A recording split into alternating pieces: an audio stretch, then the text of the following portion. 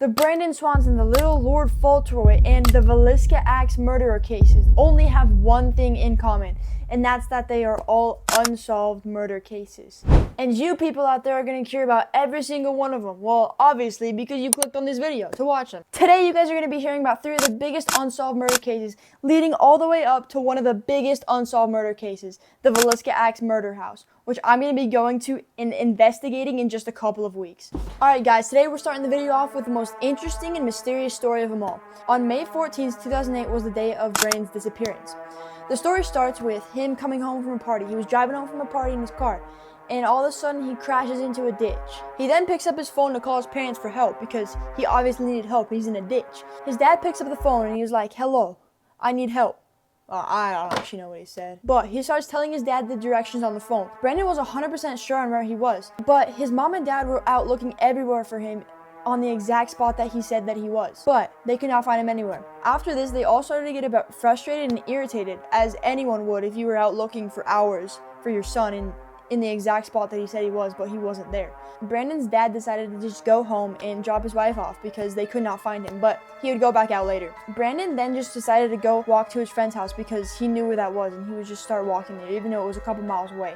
After a while of walking, still on the phone with his dad hears a scream saying, "Oh," on the other line, and then the line cuts out. To this day, they still have no idea what happened to Brandon, and he is still missing. This story was a little bit of a shorter one, but it's a crazy story because this guy is still out there missing. But now after that short and sweet story, well, not so sweet, but after that story, we're gonna head on to story número 2.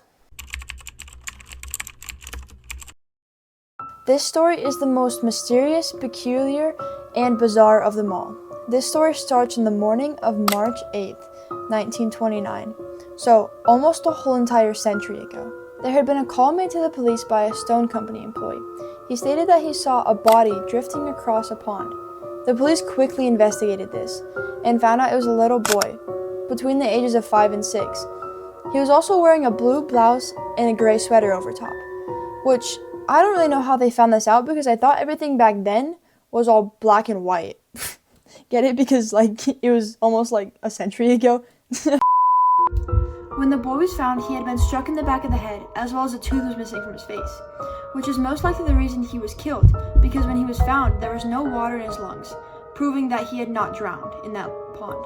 When the police started to investigate this case, strangely enough, they found that there was no missing persons report anywhere near the area or any of the counties surrounding this area. Now, this is where the story gets very mysterious. A couple weeks prior to the boy being found, there was a no-caller ID call made to the sheriff's office stating that they had seen a body floating in the same pond that the boy was later found in.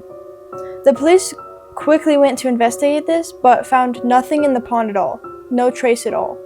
It is possible that the unknown caller had seen the boy floating in the pond, but why did the police not find this boy when they went to look for the supposed body floating in the pond? And why did the caller have no ID? What was he hiding?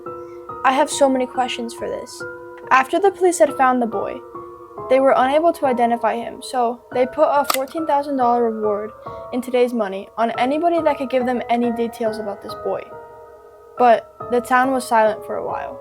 Then a man that worked near the pond said that there was a couple a few weeks prior that came by, asking if they had seen a little boy. The woman was crying, and the man that was alongside her was seen looking out into the pond where the boy was later found dead. The police then received another call saying that the woman that was found crying earlier had committed suicide in the same pond where the boy was found. But when the police went to investigate this, again, there was no trace of anything. No girl that committed suicide. Nothing.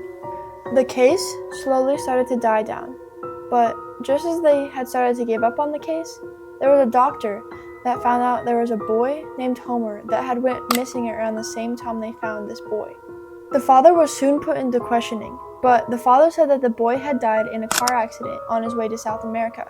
But when the police looked into this, there was no trace of any boy that had died in a car accident anywhere near South America.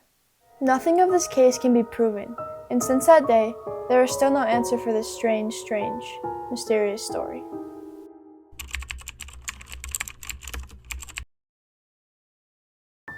Now, we're on to the most bone-chilling story of them all. which we all know today as the Villisca Axe Murder House, where in 1912, 2 adults and 6 children were murdered at. Now, let's rewind. The night prior, Mr. and Mrs. Moore were at church with their 4 children, as well as 2 of their friends, the Stillinger sisters. Church got out late that night, around 9:30 p.m., so instead of the Stillinger sisters just walking all the way home, they decided to stay the night at the Moore's family home. When they all got home, they decided to all have some milk and cookies before they all went off to bed. The morning after, Mr. Moore had not shown up to work at all, and the neighbor noticed a stillness around the Moore house because none of the children were out doing their chores and feeding the livestock, which was really weird for the Moore family at this time in the morning. So she went to go check on the Moore family, but when she tried to open the door, it was locked. In this town, this was unheard of, and most people kept their doors unlocked. So when the door was locked, this created more of a concern for the neighbor. She immediately went to her house to call Mr. Moore's brother, Ross, to go check on the family and the house. Ross had a spare key to the house, so he went in to check on them. When he walked in, the house was completely silent, but he went to the first bedroom, the guest bedroom, where the Stillingers had slept the night before. But what he found in there was absolutely chilling. He found both of the Stillinger sisters dead, covered in sheets. He immediately left and went to go find the police. The town cop arrived, and when he arrived, he immediately went upstairs, and that's when he found the other 6 victims of this murderer. The murder weapon was still inside the home when the police showed up. It was downstairs in the guest bedroom where the Stillinger sisters slept. All 6 of the victims were murdered with the blunt side of the axe. They say the murderer did this because it would not have a chance of sticking to the victims and he could kill them faster. To this day, there are still axe marks all over the house, segments taken out of the walls from where the axe had hit. This helped investigators see that the murderer was left-handed because of where the axe marks were left. There had been 2 cigarette butts found in the attic, which strongly suggests that the murderer was there before they even got home from church, which means he was just waiting there, waiting for his victims to go to bed so he could do his crime. The killer started in the master bedroom, killing the parents, probably so they couldn't fight back. Then he went to the children's room, and after that he went downstairs to the Stillinger's bedroom, the guest room. After all of that, he went back upstairs to the master bedroom, striking Mr. Moore again, repeatedly. The killer had used the blunt side of the axe for everybody except for Mr. Moore. Mr. Moore was so badly beaten, you could barely even recognize him. His face was so bad that his eyes were absent. This suggests that the killer was after Mr. Moore. But after all that evidence, there was still no killer found. And to this day, this mystery is still unsolved.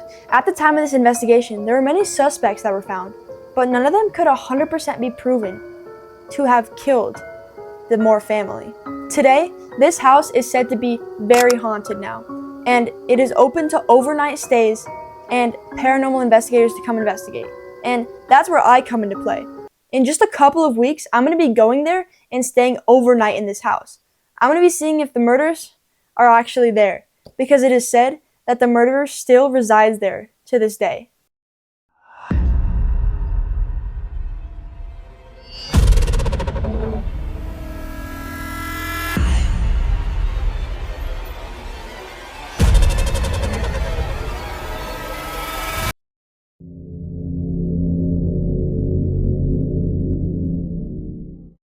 But with that, that's the last of my cases.